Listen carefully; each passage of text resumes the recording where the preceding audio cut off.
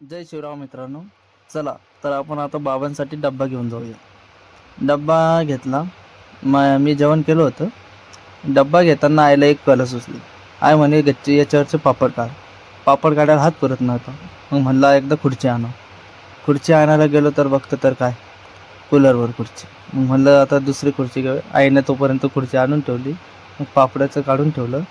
नंतर डब्बा घेतला, चप्पल घातली आणि ऊन खूप पडलेलं होतं तर आईने गहू वाळायला घातले होते. ऊन एकदम 48-52 डिग्री सेल्सिअस. गाडीवर बसव. गाडीचं सीट खूप तापलेलं. थोडी जुनी गाडी झालेली आहे, पण मात्र चालायला नंबर एक.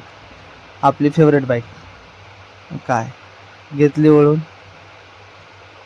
चालता चालता थोडंफार उन्हात पोहोचलो दुकानात पोहोचलो.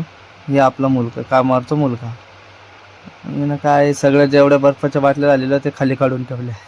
बाबा बाहेर गेलेले होते, तो लागला हसायला. पहिलाच ब्लॉग आहे ना त्यामुळे. इकडं आलो, बाबा गेलेले होते बाहेर.